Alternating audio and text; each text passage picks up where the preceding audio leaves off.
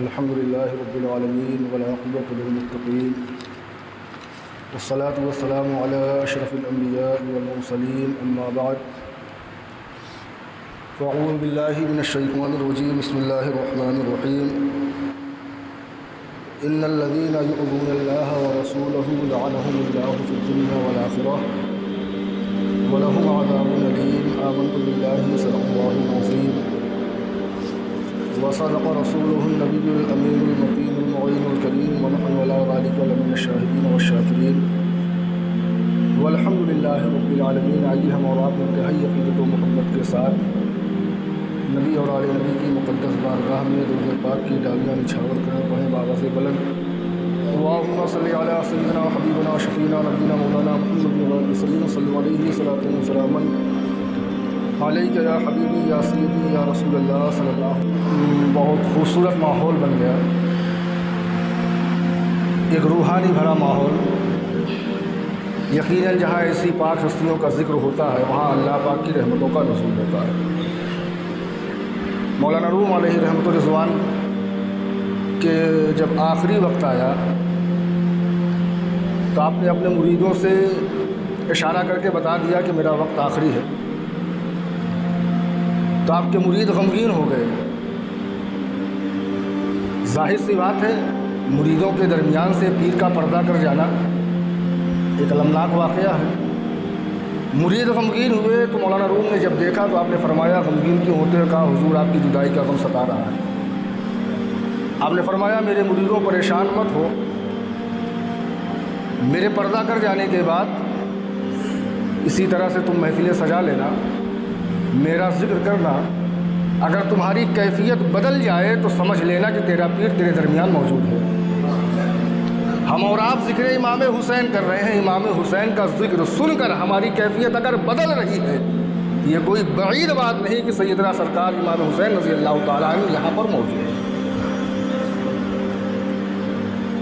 یہ بڑی خوش نصیبی کی بات ہے کہ ہم اور آپ کو اللہ رب العزت نے ایسا بنایا کہ ہم اور آپ ذکر اہل بیت بھی کرتے ہیں، ذکر صحابہ بھی کرتے ہیں، ذکر خدا بھی کرتے ہیں، ذکر مصطفیٰ بھی کرتے ہیں۔ یہ ایسی عظیم نعمت ہے جو سب کے حصے میں نہیں آئی۔ کوئی صحابہ کو لے کر بیٹھ گیا، اہل بیت کو چھوڑ دیا، کوئی اہل بیت کو پکڑ لیا، صحابہ کو چھوڑ دیا، کوئی ان دونوں کو پکڑا، نبی کو چھوڑ دیا، کسی نے نبی کو پکڑا، ان دونوں کو چھوڑ دیا۔ لیکن اللہ کا شکر ہے کہ ہم لوگ اس جماعت سے تعلق رکھتے ہیں جہاں سب کا دامن ہمارے ہاتھوں میں ہے۔ دل کو پکڑا ان کا دامن تھام کے، ہاتھ اپنے دونوں نکلے کام کے۔ دل کو پکڑا سب کا دامن تھام کے، ہاتھ اپنے نکلے دونوں کام کے۔ حضرات محترم، بڑا خوبصورت ماحول، اور آج یہ 9ویں محفل ہے۔ انشاءاللہ کل آخری محفل ہوگی جسے مفتی صاحب قبلہ خطاب فرمائیں گے اور آپ حضرات محسوس ہوں گے۔ حضرات محترم، کل مدینہ شریف سے روانگی بیان ہوئی تھی مکہ شریف تک، مکہ شریف سے بھی کچھ آگے کچھ تفصیلات بیان کی گئی تھی۔ آج اسی کو تھوڑا اور واضح کر کے راستے میں کیا سب کچھ ہوا، اور انشاءاللہ 9 محرم تک میں آپ کو پہنچاؤں گا۔ اس کے آگے انشاءاللہ کل مفتی صاحب قبلہ آپ کو وہ سارے واقعات، وہ المناک واقعات، وہ دردناک واقعات جو 10 محرم الحرام شریف کو میدان کربلا میں ہوئے تھے اور 72 نفوس قدسیہ نے اسلام کی آبیاری کے لیے اپنی جان آخری کے سپرد کی تھی۔ امام حسین رضی اللہ تعالیٰ عنہ 27 رجب کو مدینہ شریف چھوڑتے ہیں، مکہ شریف پہنچتے ہیں۔ مکہ شریف پہنچنے کے بعد کوفیوں کا جو سب سے پہلا خط آپ کے پاس آتا ہے وہ 10 رمضان المبارک سن 60 ہجری میں پہلا خط کوفہ والوں کی طرف سے آتا ہے کہ یا امام حسین رضی اللہ تعالیٰ عنہ، ہم سب بغیر امیر کے ہو گئے ہیں، ہمارے اوپر سے امیر کا سایہ اڑ گیا ہے۔ یزید اپنی بیعت کا اعلان کر چکا ہے، آپ فوراً تشریف لائیں، ہم آپ کے متمنی ہیں، آپ کی راہ دیکھ رہے ہیں، آپ فوراً تشریف لائیں تاکہ ہم آپ کے ہاتھ پر بیعت کر لیں اور بیعت کر کے سرخرو ہو جائیں۔ یہ پہلا خط آپ کے پاس پہنچا۔ اور تاریخ بتاتی ہے کہ ہفتے بھر کے اندر تقریباً 120 خطوط سید الشہداء سیدنا امام حسین رضی اللہ تعالیٰ کی مقدس بارگاہ میں کوفہ والوں کے پہنچ گئے۔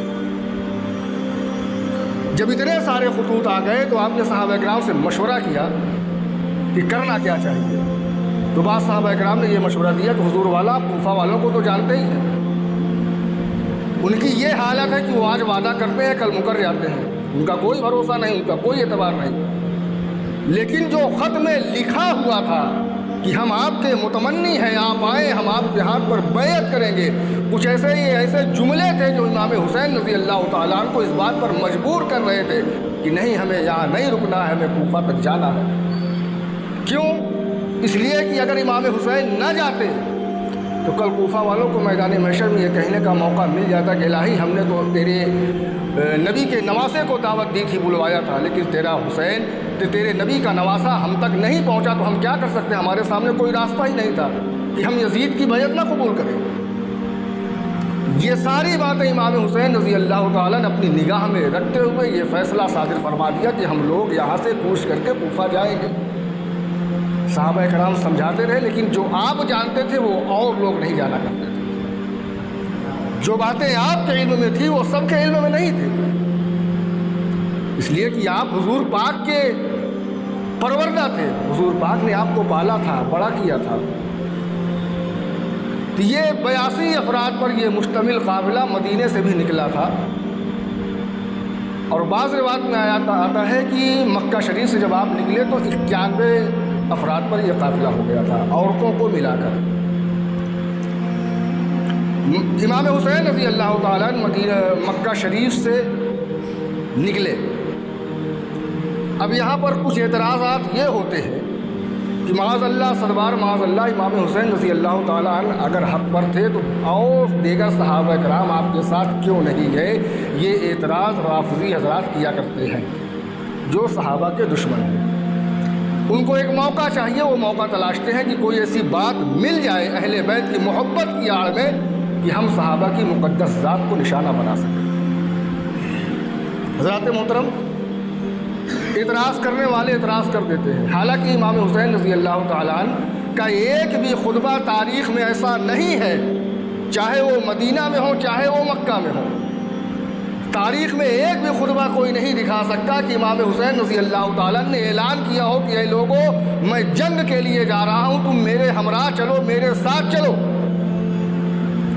یار، جب امام حسین رضی اللہ تعالیٰ عنہ نے نہ جنگ کا اعلان کیا، نہ کسی کو بلایا، نہ ساتھ چلنے کی دعوت دی، حالانکہ صحابہ کرام آپ کے ساتھ جانے کے متمنی تھے، اپنی خواہش ظاہر کر رہے تھے، کہہ رہے تھے ساتھ چلنے کے لیے، لیکن امام حسین رضی اللہ تعالیٰ نے مکہ شریف میں یہی کہہ کر روک دیے کہ وہاں سے لوگوں کا خط آیا ہے بیعت کرنے کے لیے، میں کوفہ جا رہا ہوں، جنگ کرنے نہیں جا رہا ہوں،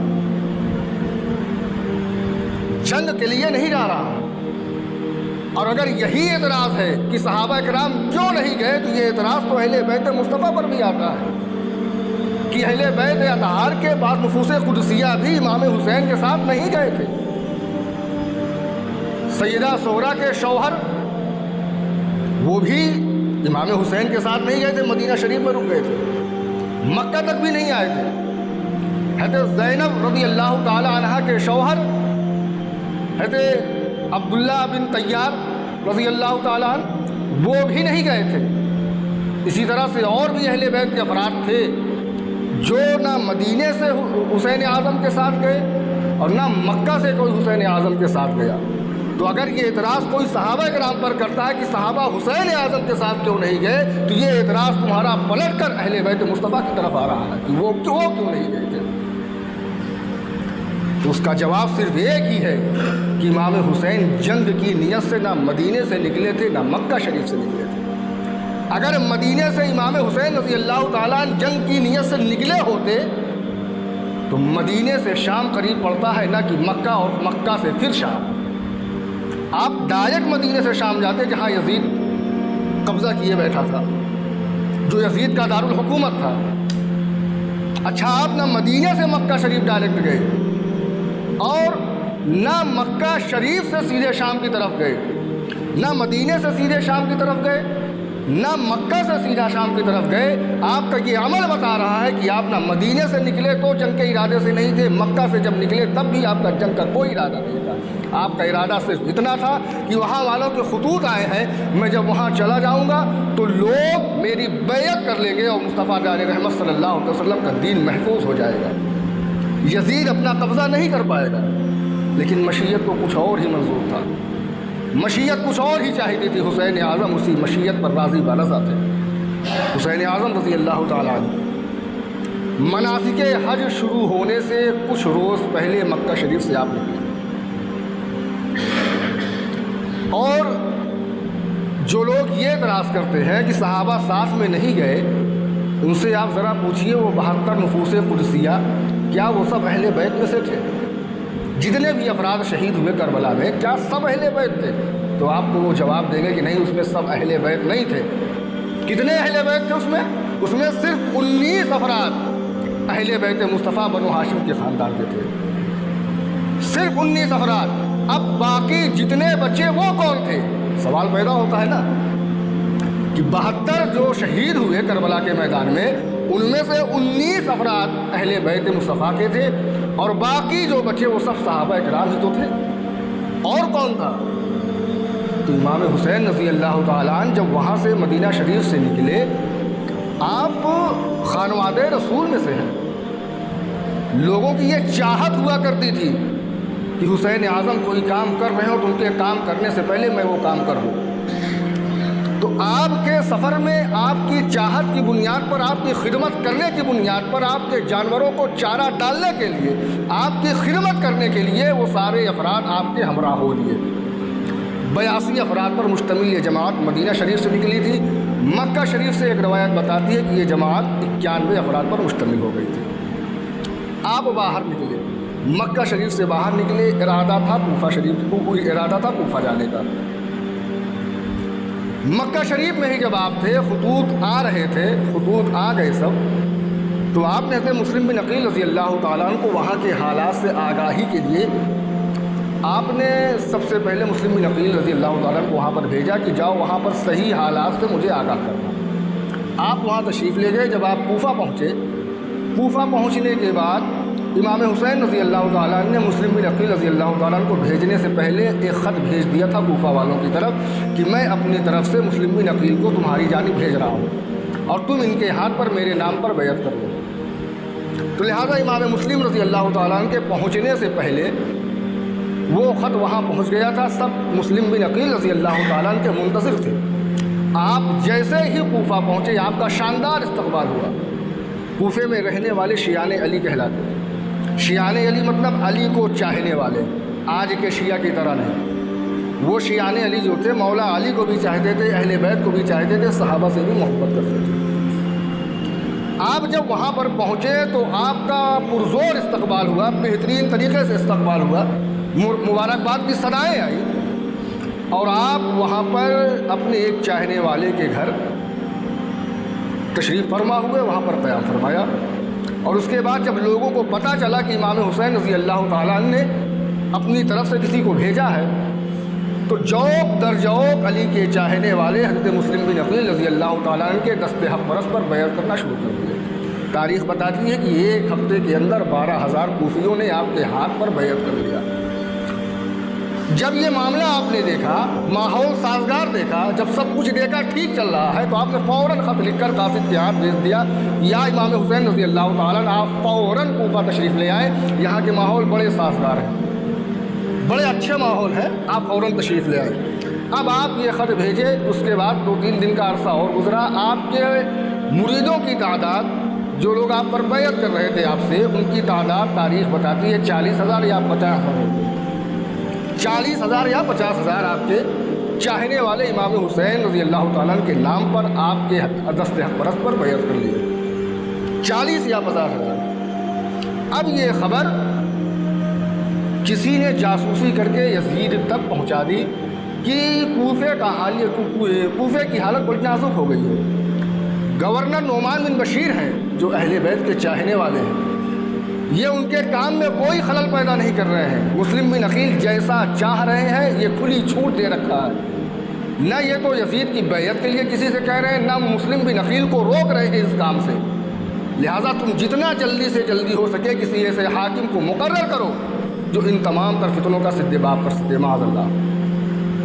یزید کے پاس جیسے ہی یہ خبر پہنچی تو اس نے فوراً بصرہ کے گورنر عبید اللہ ابن زیاد کو خط لکھا اور کہا کہ تم فوراً وہاں پر کسی کو اپنا نائب مقرر کر کے فوراً کوفہ پہنچو، نعمان بن بشیر کو معزول کرو اور وہاں کی حکومت تم سنبھالو، وہاں کی گورنری تم سنبھالو۔ ابن زیاد نے جیسے ہی یہ خط پایا اپنے بھائی کو عثمان بن ولید کو وہاں کا گورنر مقرر کیا اور خود کوفہ کی جانب روانہ ہو گیا۔ اب کوفہ کی جانب جب وہ روانہ ہوا تو مغرب سے کچھ پہلے عصر کے بعد وہ کوفہ کے قریب پہنچ چکا تھا۔ اتنا بڑا مکار تھا، اتنا بڑا عیار تھا، مسلم بن عقیل رضی اللہ تعالیٰ امام حسین کو خط بھیج چکے تھے، یہ بات ابن زیاد کے علم میں تھی، ابن زیاد یہ بات جانتا تھا۔ تو وہ مکار، وہ عیار انسان، وہ ظالم انسان کوفہ پہنچنے سے کچھ پہلے عصر کے بعد اس نے اپنے لشکریوں کو روک دیا کہ تم یہیں ٹھہرو، تمہیں کل آنا ہے کوفہ میں، آج نہیں میرے ساتھ میں۔ 20 آدمیوں کو اپنے ہمراہ لیا، اپنا لباس اتارا، حجازی لباس پہنا، یعنی وہ لباس جو مکہ شریف والے پہنا کرتے تھے، اس لباس کو پہنا اور مغرب کے بعد عشاء سے پہلے رات کے اندھیرے میں اپنے منہ کو چھپا کر کوفہ کے صدر دروازے سے کوفہ میں داخل ہوا۔ اب یہاں پر لوگوں کو یہ خبر ہو گئی تھی کہ مسلم بن عقیل رضی اللہ تعالیٰ نے خط بھیج چکے ہیں، امام حسین آتے ہوں گے۔ اس نے یہ چال اس لیے اختیار کی تھی ابن زیاد نے کہ دیکھے تو کوفہ کا ماحول کیا ہے، حسین ابن علی کی آمد پر کیسا ماحول ہوگا۔ وہ یہی جانچنے کے لیے، یہی پرکھنے کے لیے حجازی لباس پہن کر امام حسین کی شکل و شباہت بنا کر اپنے 20 افراد کے ساتھ وہ بصرہ شہر میں، کوفہ شہر میں داخل ہوا۔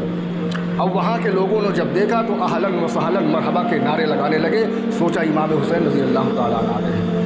تھوڑی دیر کے بعد تاریخ بتاتی ہے کہ کوفہ کی گلیوں کی یہ حالت ہو گئی تھی کہ لوگ چل نہیں رہے تھے، ایک دوسرے کو ڈھکیل رہے تھے، دھکا دے رہے تھے، چلنے کی جگہ نہیں تھی۔ کیوں؟ کہ وہ لوگ سوچ رہے تھے کہ میرے سرکار امام حسین آ گئے ہیں، میرے سرکار امام حسین آ رہے ہیں۔ جب بھیڑ بڑھ گئی تو اسی میں سے ایک آدمی نے بولا، ہے لوگوں ہٹ جاؤ، جسے تم سمجھ رہے ہو یہ حسین اعظم ہے، یہ حسین اعظم نہیں، یہ عبید اللہ ابن زیاد ہے۔ اتنا سننا تھا کہ لوگ اپنے اپنے گھروں کو واپس چلے گئے۔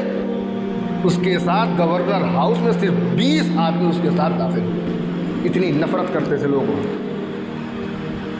امام حسین کی محبت ان کے اوپر غالب تھی۔ اس کے بعد جب وہ گورنر ہاؤس میں پہنچا، صبح جیسے ہوتی ہے فوراً نعمان بن بشیر رضی اللہ تعالیٰ کو معزول کرتا ہے اور اعلان کروا دیتا ہے کہ اے لوگوں یزید کی بیعت کرو، مسلم بن عقیل کی بیعت توڑو۔ اب چاہے وہ تلوار کی زور پر، چاہے تم خوشی خوشی کر لو، چاہے تلوار کی زور پر۔ اور جو لوگ اس بات پر بھی اس کی بات نہ مانے تو انہوں نے ان کے رشتہ داروں کو جو بڑے بڑے عہدے پر تھے ان کو سامنے لا کر کھڑا کر دیا کہ اے لوگوں مسلم بن عقیل کی بیعت توڑو۔ وقت گزرتا گیا، حالانکہ وہ دن بھی آیا کہ مسلم بن عقیل رضی اللہ تعالیٰ عنہ ظہر کے وقت اپنے 40 یا 50 ہزار مریدوں کے ساتھ تھے، امامت کیے، اور تاریخ بتاتی ہے کہ عصر میں کچھ کم ہوئے، مغرب میں صرف 30 رہ گئے۔ یزید نے اتنا ڈرایا دھمکایا، صرف 30 رہ گئے، اور مغرب کی نماز جب پڑھ کر آپ مسجد سے باہر نکلتے ہیں تو صرف 10 رہ گئے، اور جب اور آگے بڑھتے ہیں راستے میں تو آپ نے دیکھا پیچھے مڑ کر کوئی نہیں تھا۔ امام مسلم رضی اللہ تعالیٰ تنہا تھے کوفہ کی گلیوں میں۔ آپ جب تنہا ہو گئے تو ایک بوڑھی عورت حضرت طوعہ کے گھر آپ نے قیام فرمایا۔ آپ کا بیٹا، حضرت طوعہ کا بیٹا جو کہ ابن زیاد کا مخبر تھا، اس نے جب بھنک پائی کہ میرے گھر مسلم بن عقیل چھپے ہوئے ہیں، اس نے ابن زیاد کو خبر کر دی کہ جسے تم ڈھونڈ رہے ہو، جسے تم تلاش کروا رہے ہو، وہ شخص میرے گھر میں چھپا ہوا۔ اس کے بعد ابن زیاد مسلم بن عقیل کو گرفتار کرواتا ہے اور گورنر ہاؤس کے چھت پر لے جا کر قتل کرواتا ہے۔ قتل کرنے کے بعد معاذ اللہ آپ کے گلے میں رسی ڈال کر گورنر ہاؤس کے باہر لٹکا دیتا ہے کہ تاکہ لوگ دیکھیں تو ان کے اندر ڈر پیدا ہو، تاکہ کوئی دوبارہ پھر حسین اعظم کی بیعت کے لیے تیار ہو۔ یہ وہ پہلا خون تھا جو مارکہ کربلا سے پہلے دین کی آبیاری کے لیے امام حسین رضی اللہ تعالیٰ عنہ کے بھائی مسلم بن عقیل رضی اللہ تعالیٰ عنہ نے اپنی جان آخری کو سپرد کی تھی۔ مسلم بن عقیل رضی اللہ تعالیٰ عنہ کے ساتھ آپ کے 2 شہزادے محمد اور ابراہیم بھی گئے تھے۔ تاریخ بتاتی ہے کہ جب ابن زیاد کا دبدبہ وہاں پر بڑھا تو آپ نے اپنے دونوں شہزادوں کو قاضی کے پاس دے دیا تھا۔ ہوتے کرتے وہ دن بھی آیا کہ آپ کے دونوں شہزادے بھی بھاگنے کی بہت کوشش کیے، لیکن جب موت منظور ہو تو پھر بھاگا نہیں جایا جا سکتا۔ اللہ رب العزت کی مشیت تھی، ان دونوں شہزادوں کو بھی ان ظالموں نے قتل کر دیا۔ سر ابن زیاد کے پاس لے گئے، لاش آپ کی ناش مبارک کو دریا میں ڈال دیا۔ ان سب واقعات سے ظاہری طور پر امام حسین رضی اللہ تعالیٰ عنہ ابھی بے خبر ہیں۔ آپ راستے میں چلے آ رہے ہیں کوفے کی جانب۔ ایک مقام ایسا آتا ہے کہ آپ کو ایک شخص ملتا ہے، فرزدق شاعر نام کا، وہ شاعر تھا۔ جب آپ اس سے ملاقات ہوئی تو اس نے آپ سے پوچھا حضور کس طرف جانے کا ارادہ رکھتے ہیں؟ آپ نے فرمایا کہ کوفہ جا رہا ہوں، وہاں کے لوگوں کے خطوط آئے ہیں، میری بیعت کے متمنی ہیں، لہذا میرا فرض بنتا ہے تاکہ میں کوفہ جاؤں تاکہ وہ لوگ میری بیعت کر لیں اور یزید کے ظلم و ستم اور یزید کا دبدبہ بڑھنے نہ پائے۔ تو وہ شاعر بھی کہتا ہے کہ حضور والا آپ تو کوفہ والوں کو جانتے ہیں، آپ کوفہ والوں کو جانتے ہیں، کوفہ والوں نے کس انداز سے کس کو دھوکہ دیا ہے، وہ ساری باتیں آپ کے علم میں، آپ کیوں جا رہے ہیں؟ لیکن میرے حسین رضی اللہ تعالیٰ نے فرمایا کہ میں نہ جاتا اگر ان کے خطوط نہ آئے ہوتے، اگر ان کے خطوط نہ آئے ہوتے کہ میں آپ کا متمنی ہوں، ہم لوگ آپ کی راہ تک رہے ہیں، ہم آپ کی بیعت کریں گے، تو میرے پاس عذر شرعی ہو جاتا، میں وہاں نہ جاتا، لیکن ان کے خطوط مجھے وہاں پر جانے کے لیے پابند کر رہے ہیں۔ بظاہر خطوط پابند کر رہے تھے اور باطنی طور پر خدا کی مشیت امام حسین رضی اللہ تعالیٰ کو ادھر دیے جا رہی تھی، جو کہ آپ خوب جانتے تھے۔ اور آگے چلتے ہیں تو مدینہ شریف سے 2 شہزادے آتے ہیں۔ حضرت عبداللہ بن طیار رضی اللہ تعالیٰ عنہ کا خط لے کر، اس میں یہ صاف لکھا ہوا تھا، میرے بھائی حسین جیسے ہی تم کو یہ خط ملے تم فوراً مدینے کو واپس پلٹ آنا، خبردار آگے مت جانا،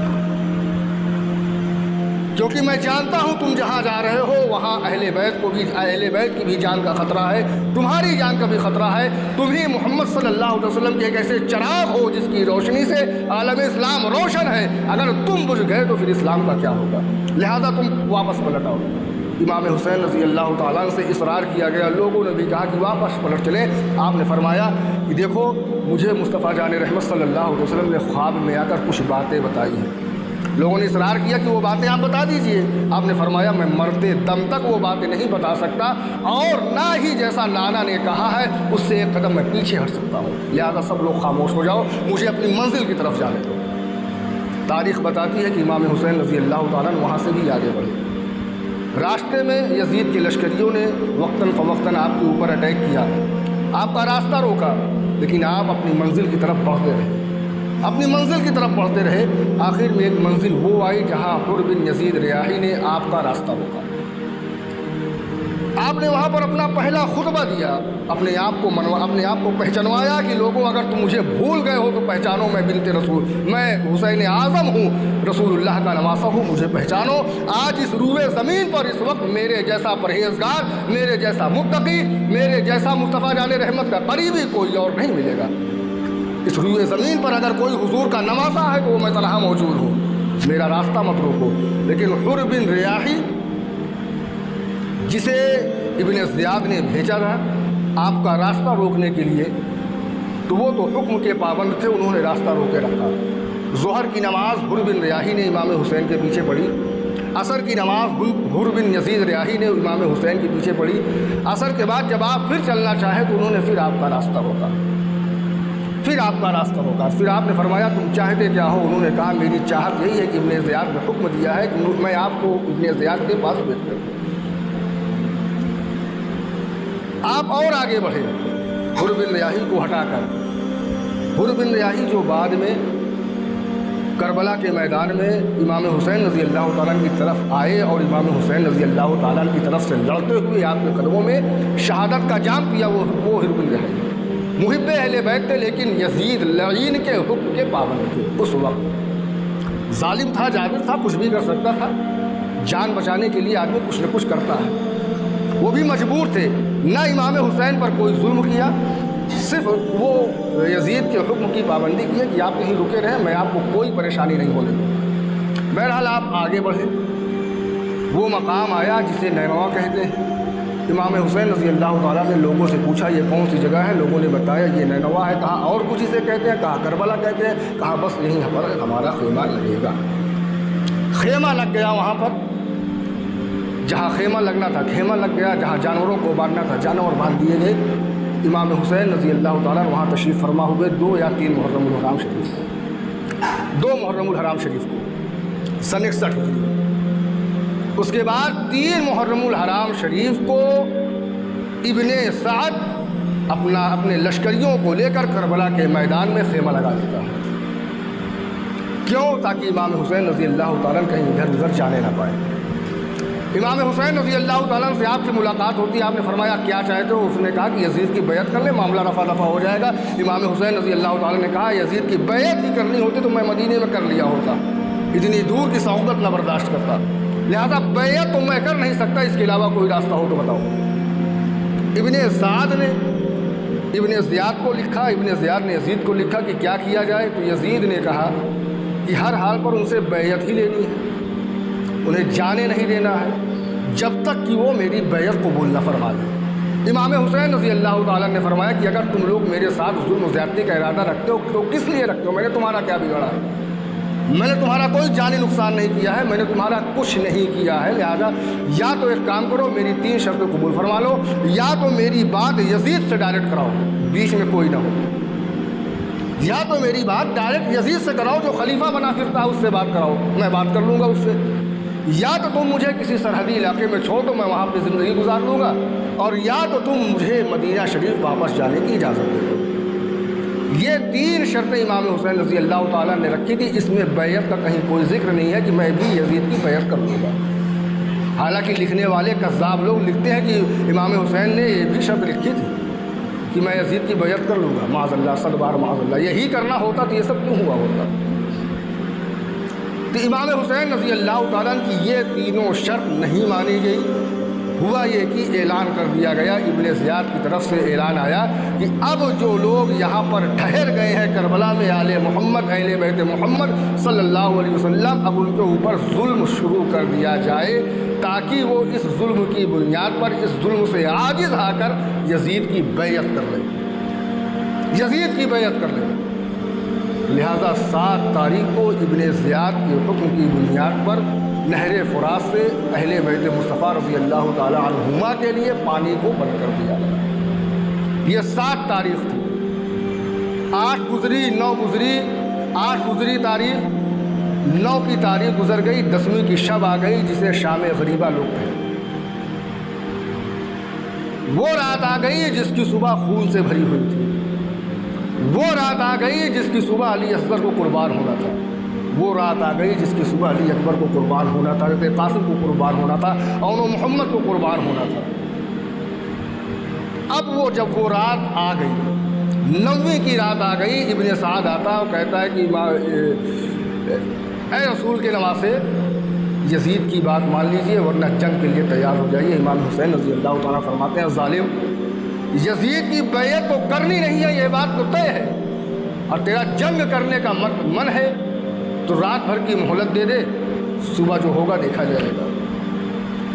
امام حسین رضی اللہ تعالیٰ عنہ اس 9ویں رات کو, اس 10ویں رات کو, 9 کا دن گزار کے جو رات آئی 10ویں کی رات, امام حسین رضی اللہ تعالیٰ عنہ اپنے خیمے میں جاتے ہیں, عورتوں کو الگ کر دیتے ہیں, مردوں کو الگ کر دیتے ہیں, مردوں کے درمیان بیٹھ جاتے ہیں. عورتوں میں حضرت زینب سلام اللہ علیہ کو ارشاد فرماتے ہیں کہ تم عورتوں کو صبر کی تلقین کرنا, میں مردوں کو سمجھاتا ہوں, تم عورتوں کو سمجھاؤ.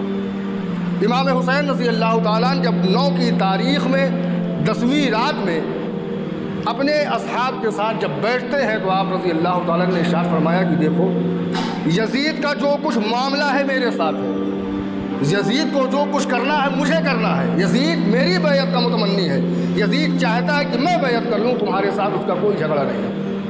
لہٰذا میں تمہیں بخوشی اجازت دیتا ہوں, میں تمہیں بخوشی اجازت دیتا ہوں.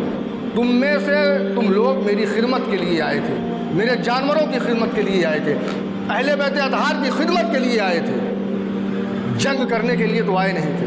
لہٰذا آج جب جنگ پر آ بنی ہے تو میں تم لوگوں کو اجازت دیتا ہوں، خوشی خوشی اجازت دیتا ہوں کہ تم میں سے جس کو بھی جانا ہو چلا جائے۔ آپ نے یہ خطبہ ارشاد فرمایا، یہ باتیں فرمائی، اس کے بعد بیٹھے رہے، پھر دیکھا کوئی نہیں گیا تو آپ نے اپنی لائٹ جو کمرے میں چل رہی تھی، چراغ جل رہا تھا، اس کو بجھا دیا۔ آپ نے سوچا کہ ہو سکتا ہے اجالے میں کوئی نہ جانا چاہے، اندھیرا کر دیا کہ اب کوئی چلا جائے، جس کو جانا ہو چلا جائے۔ امام حسین رضی اللہ تعالیٰ دوبارہ جب چراغ جلاتے ہیں تو دیکھتے ہیں جتنے لوگ تھے اتنے لوگ پھر بیٹھے ہوئے۔ امام حسین پھر کہتے ہیں کہ جس کو جانا ہو چلا جائے، جس کو جانا ہو چلا جائے، میں بخوشی اس کو اجازت دیتا ہوں، جو کچھ معاملہ ہے میرے ساتھ ہے، جو کچھ ہونا ہوگا مجھے ہو جائے گا، تم لوگ چلے جاؤ۔ یزید کا تم سے کوئی جھگڑا نہیں ہے، تم سے کوئی بات نہیں۔ آپ نے پھر لائٹ بند کی، پھر بجھائی، پھر لائٹ بند کی، پھر اسی طرح آپ چراغ جلاتے رہے، بجھاتے رہے۔ 6-7 مرتبہ جب یہ معاملہ کر دیا آپ نے تو آپ کے چاہنے والے حبیب بن مظاہر رضی اللہ تعالیٰ تڑپ اٹھتے ہیں، فرماتے ہیں یا حسین آپ کیا سمجھتے ہیں کہ ہم آپ کے کوفہ والے وہ یزیدی مرید ہیں؟ ہم آپ کے کوفہ والے مرید نہیں ہیں، ہم آپ کے مدینے والے مرید ہیں۔ وہ کوفیوں کا شیوا تھا کہ انہوں نے آپ کے نام پر بیعت کر کے بیعت کو توڑ دیا جب آپ یہاں پر آ گئے۔ ہم مدینے والے آپ کے مرید ہیں یا حسین، ہم آپ کے ساتھ آئے ہیں تو جتنا جو کچھ ہوگا، جو ظلم آپ کے اوپر ہوگا، آپ کے اوپر ہونے سے پہلے وہ ظلم ہم اپنے اوپر سہیں گے۔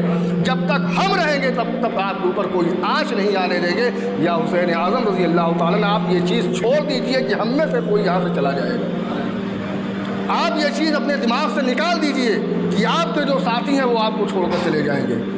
پھر امام حسین رضی اللہ تعالیٰ نے جب اپنے اصحاب کا یہ پختہ ارادہ دیکھا تو اللہ کا شکر ادا کیا اور فرمایا کہ اچھا اگر آپ لوگ نہیں جاتے تو کم سے کم آپ اپنے گھر والوں کو، اپنی بیویوں کو یہاں سے الگ کر دیں، کسی ایسے مقام پر لے جائیں جہاں وہ محفوظ ہو جائے۔ کہتے حبیب ابن مظاہر رضی اللہ تعالیٰ جاتے ہیں عورتوں کے خیمے کی طرف جہاں عورتیں بیٹھی تھیں، اپنے کسی گھر والوں کو بلایا اور فرمایا کہ حسین اعظم ایسا ایسا ارشاد فرما رہے ہیں۔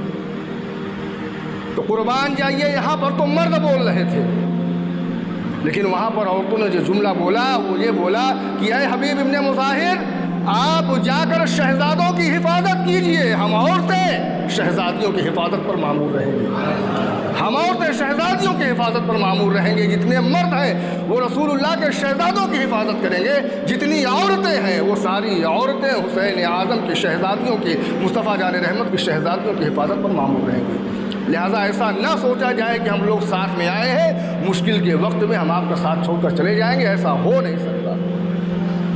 ہم ساتھ آئے ہیں، راستے بھر کی ساری صعوبتیں آپ کے ساتھ برداشت کی ہیں، کربلا میں بھی جو کچھ ہوگا، جو کچھ ہونا ہے وہ سب آپ کے ساتھ برداشت کریں گے، اور جب تک ہم لوگ زندہ ہیں، ہماری جسم میں سانسیں ہیں، ہماری سانسیں چل رہی ہیں، رگوں میں لہو دوڑ رہا ہے، تب تک یا امام حسین رضی اللہ تعالیٰ عنہ ہم آپ کا ساتھ چھوڑ کر جانے والے نہیں۔ امام حسین رضی اللہ تعالیٰ عنہ نے جب یہ ساری باتیں سن لی، مرد کی بھی عورتوں کو بھی، تو آپ نے سب کو اجازت دے دی کہ اب سب لوگ اپنے اپنے خیمے میں یا تو نماز پڑھ لو یا تو قرآن شریف پڑھ لو، جس کو آرام کرنا ہو آرام کر لو، اور صبح کا یہ منظر ہو رہا ہے۔ امام حسین رضی اللہ تعالیٰ بھی آرام کرنے کی غرض سے بیٹھے، آپ کی آنکھ لگی، مصطفیٰ جان رحمت صلی اللہ علیہ وسلم کا دیدار پرانوار ہوا۔ میرے آقا علیہ الصلوۃ والسلام ارشاد فرماتے ہیں بیٹا حسین وہ دن آ گیا ہے جس دن کے لیے میں نے تجھے کھلایا ہے، زبان پھسائی ہے، جس دن کے لیے تجھے خاتون جنت فاطمہ الزہرا رضی اللہ تعالیٰ نے تجھے دودھ پلایا ہے۔ اے میرے بیٹے حسین، استقامت کے ساتھ میدان کربلا میں قائم رہنا، اور یاد رکھنا کل شام کا کھانا تم میرے ساتھ جنت میں کھاؤ گے، میں تمہارا حوض کوثر پر انتظار کر رہا ہوں، تیری ماں خاتون جنت حوض کوثر پر انتظار کر رہی ہے۔ یہ ساری باتیں ہوئی رات میں، یہ ساری باتیں ہو رہی ہیں۔ مجھے ایک تاریخ اور پڑھنے کو ملی ہے اسی نمی کی رات کو، کہ جب سب یہ ساری باتیں ہو گئی، لوگ اپنے اپنے حجرے میں چلے گئے، سیدہ جناب زینب سلام اللہ علیہ ان کو کچھ آہٹ سنائی دیتی ہے، کچھ آہٹ محسوس ہوتی ہے کہ جیسے کوئی چل رہا ہو خیمے کے کچھ قریب۔ آپ نے خیمے سے جھانکا تو دیکھا کہ کوئی سایہ نظر آ رہا۔ سیدہ زینب سلام اللہ علیہ یہ سوچ کر کہ کہیں یزیدی نہ ہو، آپ وہیں سے چڑھاڑتی ہیں دہاڑتی ہیں اس کو کہ اے سائے رک جا وہیں پر، ورنہ میں زینب بنت علی ہوں، اور میری تلوار کا مقابلہ تو نہیں کر سکتا۔ وہ نویں کی رات اس سائے سے مخاطب مولا علی شیر خدا رضی اللہ تعالیٰ عنہ کی بیٹی ہے۔ آپ ارشاد فرماتی ہیں سائے وہیں پر ٹھہر جا، خبردار آگے مت بڑھا، ورنہ علی کی بیٹی کی تلوار سے تو نہیں بچ سکتا۔ آپ آگے بڑھیں۔ وہ سایہ جو تھا وہ سایہ پوری کالی چادر میں لپٹا ہوا تھا، زمین پر بیٹھا تھا۔ سیدہ زینب سلام اللہ علیہ جب اس سائے کے قریب جاتی ہیں تو اس سے پوچھتی ہیں بتا تو کون ہے، بتا تو کون ہے۔ اب وہ سایہ جب اس سائے نے جب اس کے اندر سے جب آواز نکلی تو سیدہ زینب سلام اللہ علیہ تڑپ گئی۔ وہ آواز کسی اور کی نہیں تھی، وہ آواز سیدہ زینب سلام اللہ علیہ کی والدہ محترمہ خاتون جنت کی آواز تھی۔ آپ نے جب اپنی والدہ کی اس آواز کو سنا تو آپ فوراً لپٹ گئی۔ فرمایا اماں جان آپ یہ کیا کر رہی ہیں یہاں کربلا کے میدان میں، آپ کیا کر رہی ہیں؟ خاتون جنت علیہ رضی اللہ تعالیٰ نے ارشاد فرمایا کہ بیٹی کل اسی جگہ پر میرا بیٹا حسین اعظم شہید ہوگا، کنکری ہٹا رہی ہوں کہ کہیں جب وہ گھوڑے سے گرے کنکری اس کو بدن میں چبھ نہ جائے، میں اسی وجہ سے آج یہ جگہ آ کر یہاں سے کنکریوں کو صاف کر رہی ہوں۔ حضرات محترم، نویں کی رات جب گزری، 10ویں کو صبح کیا کیا ہوا تاریخ عالم نے وہ سب دیکھا، اور ایسا وہ منظر جس کے بارے میں ثابت آتا ہے کہ اس کو دیکھنے کے بعد جناتوں نے بھی نوحے پڑھے ہیں، جناتوں نے بھی آنسو بہائے ہیں۔ اور تاریخ ایک یہ بتاتی ہے کہ جسے ہم اور آپ الو کہتے ہیں، الو ہم اور آپ جسے کہتے ہیں، جسے ہم اور آپ الو کہتے ہیں، تاریخ بتاتی ہے کہ یہ الو واقعے کربلا سے پہلے لوگوں کے درمیان رہا کرتا تھا، لوگوں کے بیچ میں رہا کرتا تھا، لیکن واقعے کربلا کے بعد اس نے تنہائی اختیار کر لی۔ واقعے کے بعد اس نے تنہائی اختیار کر لی۔ کیوں؟ اس نے جب یہ واقعہ دیکھا کہ لوگ اپنے نبی کے نواسے کو قتل کر رہے ہیں، اس نے کہا کہ اے انسانوں تمہارے بیچ میں رہنا میرے لیے بہتر نہیں ہے۔ جب تم اس لائق ہو کہ تم اپنے نبی کے نواسے کو نہیں پہچان سکتے، ان کی قدر نہیں کر سکتے، ان کی قدر و قیمت نہیں کر سکتے، ان کی عزت نہیں کر سکتے، تو تمہارے درمیان رہنے کے لائق نہیں ہے۔ تاریخ بتاتی ہے کہ تبھی سے الوؤں کا جھنڈ انسانوں کے بیچ سے ہٹ کر کہیں اور چلا گیا، روپوش ہو گیا۔ اب کبھی کبھی نایاب چیز ہوتی ہے کہ جب کبھی کوئی الو دیکھتے ہیں۔ حضرات محترم، جسے ہم اور آپ الو کہتے ہیں، اس کے اندر اتنی سمجھداری ہے کہ وہ بھی جانتا ہے کہ یزیدی کون ہے، حسینی۔ امام حسین رضی اللہ تعالیٰ کے ساتھ ایسا کام کرنا چاہیے تھا کہ نہیں کرنا چاہیے تھا؟ بہرحال 10 تاریخ میں جو کچھ ہوا اندوہناک واقعہ سانحہ کربلا، وہ انشاءاللہ آپ کل مفتی صاحب قبلہ کی زبان سے، اور پیغام کربلا کل مفتی صاحب قبلہ کی زبان سے آپ سماعت فرمائیں گے۔ حضرات، بات یہ سمجھنے والی ہے کہ بہت سارے صحابہ اکرام موجود تھے، بہت سارے صحابہ اکرام موجود تھے، اسلام کو دین اسلام کو، حضور کے دین کو، حضور کی شریعت کو خون حسین کی ہی ضرورت ہو پڑی۔ کوئی اور بھی تو قربان ہو سکتا تھا، کوئی اور بھی تو قربانی دے سکتا تھا، یزید کسی اور کی بیعت طلب کر سکتا تھا، لیکن امام حسین رضی اللہ تعالیٰ عنہ کی قربانی کیوں؟ آپ اس کو سمجھیں میڈیکلی طور پر۔ ایک انسان جب بیمار ہوتا ہے، اس کو خون کی جب کمی لاحق ہوتی ہے اور ڈاکٹر کہہ دیتا ہے کہ اس کو بغیر خون چڑھائے اس کے مرض میں افاقہ نہیں ہو سکتا، تو آپ کیا کرتے ہیں؟ کسی کا بھی خون لے جا کے دے دیتے ہیں، ڈاکٹر صاحب اس کو چڑھا دیجیے۔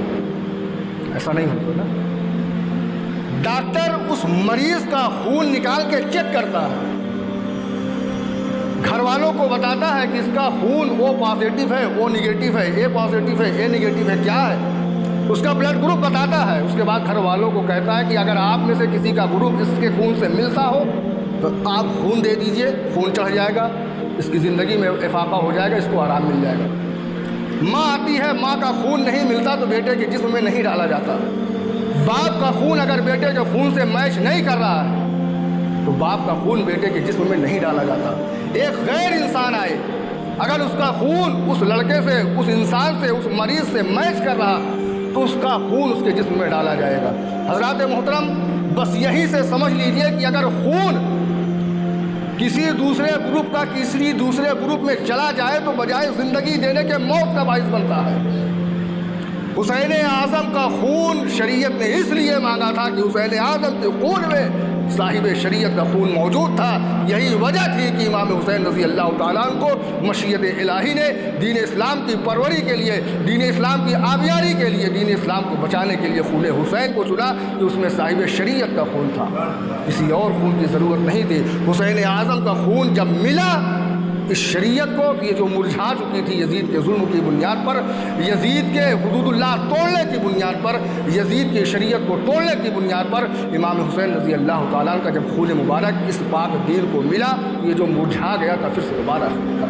آج جو اذانیں ہو رہی ہیں، جو نمازیں ہو رہی ہیں، جو ہم اور آپ ذکر الہی، ذکر مصطفیٰ، ذکر اہل بیت کر رہے ہیں، یہ خون حسین اعظم کی بنیاد پر کر رہے ہیں. اگر امام حسین رضی اللہ تعالیٰ عنہ یہ عظیم قربانی نہ دیے ہوتے تو اسلام کی صحیح صورت آج ہمارے درمیان موجود نہ ہوتی. بہت ساری ناکام کوشش ہوئی، بہت ساری کوششیں ہوئیں کہ اس تذکرے کو مٹا دیا جائے، امام حسین کی شہادت کو مٹا دیا جائے، لیکن تاریخ شاہد ہے جتنا ان لوگوں نے مٹانے کی کوشش کی ہے، حسین اعظم کے خون میں ایسی روشنائی ہے کہ اسی طرح سے ان کا ذکر بلند ہوتا چلا گیا. ایسی روشنی ہے حسین اعظم کے خون میں کہ جتنا جو لوگ یزیدی طاقتیں اس کو مٹانے کا پلان کرتی ہیں، اس سے کہیں زیادہ امام حسین رضی اللہ تعالیٰ کے ذکر پاک میں اور برکتیں ہوتی ہیں. لوگ ان کا ذکر اور کثرت کے ساتھ کیا کرتے ہیں. اور ایک دوسری وجہ یہ بھی ہے امام حسین رضی اللہ تعالیٰ کے ذکر کے بلند ہونے کی کہ آپ کا ذکر کیوں اتنا بلند ہوا، کیوں اتنا پھیلا، کیوں لوگ ہر گھر میں ذکر حسین ہو رہا ہے. تو آپ یہ جانتے ہوں گے کہ کبھی کوئی انسان کسی چیز کے لیے جب احتجاج، علم احتجاج بلند کرتا ہے، مثال کے طور پر آپ کسی تحریک کے لیے علم احتجاج بلند کریں، تو جب تک وہ تحریک زندہ رہے گی تب تک آپ کا نام زندہ رہے گا. آپ کسی مدرسے کے لیے محنت کریں، حجت کریں، کوشش کریں، تو جب تک وہ مدرسہ زندہ رہے گا آپ کا نام زندہ رہے گا. آپ کسی غریب کی مدد کر دیں، جب تک وہ غریب زندہ رہے گا تب تک وہ آپ کا ذکر کرتا رہے گا. اسی طرح کوئی بھی کام آپ کسی بھی لائن سے، کسی بھی طرف سے، کسی بھی جہت سے آپ کریں، جب تک وہ چیز موجود رہے گی کرنے والے کا ذکر ہوتا رہے گا. لہٰذا امام حسین رضی اللہ تعالیٰ نے اسلام کی آبیاری کے لیے جان دی ہے اور اسلام قیامت تک کے لیے آیا ہے. لہٰذا امام حسین رضی اللہ تعالیٰ عنہ کا ذکر مٹنے والی چیز نہیں ہے. جب تک دین رہے گا، جب تک اسلام رہے گا، جب تک امت محمدیہ رہے گی، امام حسین رضی اللہ تعالیٰ عنہ کا ذکر نہ کل مٹا تھا، نہ آج مٹا ہے، نہ کل مٹے گا. کیوں؟ اس لیے کہ امام حسین رضی اللہ تعالیٰ نے اس اسلام کے لیے اپنے خون کو بہایا، اپنے جانثاروں کے خون کو بہایا. تو جب تک اسلام ہے تب تک ذکر حسین رہے گا. جب اسلام دنیا سے ختم ہوگا، اور ایسی کوئی صورت آنی نہیں ہے، یہ وہی ہوگا، تبھی ہوگا جب قیامت آ جائے گی.